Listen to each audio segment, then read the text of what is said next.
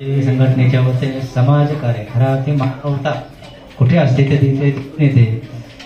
मागील 2 वर्षापूर्वी कचरा वेचक महिला मोनिका तेलंग आता आदर्श घेऊन दोघांनी एका वेळी परीक्षा दिली आणि ती परीक्षा उत्तीर्ण झाले.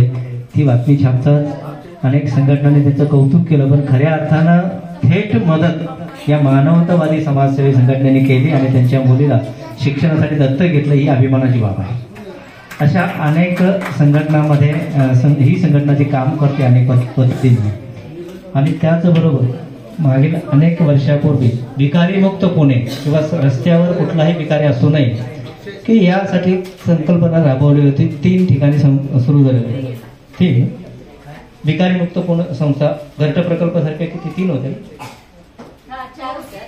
घरटा प्रकल्प सारख्या 4 संस्था पुण्यामध्ये स्थापन झाल्या आणि अनेकांनी गाशा गुंडाळा, पण मात्र घरटा प्रकल्प हे त्याच्याही अगोदरपासून म्हणजे शासनानं किंवा पुणे शहरानं सांगण्याच्याही अगोदर घरटा प्रकल्प हे समाजातील तळागाळासाठी किंवा दुर्बल घटकासाठी काम करत आहे.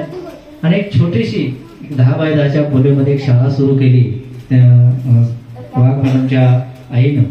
आणि त्या शाळेच्या आज 10 की 12 संस्था शाखा सुरू झाल्या आणि 5000हून अधिक विद्यार्थी शिक्षण घेत आहेत. घरापर्यंत सामान्यांच्या घरापर्यंत ज्ञानाला वाहून नेण्याचं काम ज्ञानप्रबोधिनी महात्मा फुले विद्यानिकेतन संस्थेचं ज्ञानप्रबोधिनी विद्यालय करत आहे. अभिमान वाटतो या शैक्षणिक संस्थांचा. कर्मवीर भाऊराव पाटलांनंतर मला कर्मवीर रतनजी माळी सरांचं नाव आवर्जून घ्यावं लागतं, कारण सामान्यांना शिक्षण द्यायचं. आज जर बघितलं तर सगळं बालवाडीमध्ये प्रवेश घ्यायचा म्हणलं तरी तुम्हाला लाख रुपये देणगी द्यावी लागते. इथं मोफत शिक्षण दिलं जातं, मोफत कपडे दिले जातात, त्यांना शिक्षणाचं साहित्यही दिलं जातं. मात्र अशा संस्था अजूनही शासनाकडून फार दूरपर्यंत पोहोचलेलं शासनाचं अनुदान मिळत नाही, हे दुर्दैव वाटते. अशा या सामाजिक संस्था आहेत. मानवतावादी समाजसेवी संघटनासारख्या अनेक संस्था आहेत, दरवर्षी मदत करत असतात. आणि या संस्थेच्या माध्यमातून जेव्हा ही काम करत असतात तेव्हा त्यांना एक कौतुकाची थाप मिळत असते.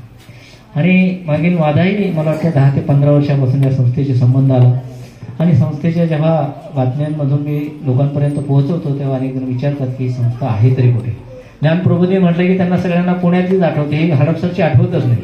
आजही मला जेव्हा मी ज्ञानप्रबोधिनीची बातमी देतो तेव्हा ज्ञानप्रबोधिनी पुण्यातली आठवते लोकांना, ही हडपसरची आठवत नाही. म्हणून मुद्दाम मला उल्लेख करावा लागतो तिथं महात्मा फुले विद्यानिकेतन संस्थेचं हडपसरमधील ज्ञानप्रबोधिनी विद्यालय किंवा महात्मा फुले विद्यानिकेतन संस्थेची 17.5 नळीची शाखा किंवा लोणी गाळभोरची असेल किंवा कात्रजची असेल, आंबेगावची असेल, अशा ज्या शाळा सुरू झालेल्या आहेत या शाळांच्या माध्यमातून आमचे कर्मचारी, कष्टकरी, कामगार, मजूर वर्ग यांची मुलं शिकत आहेत.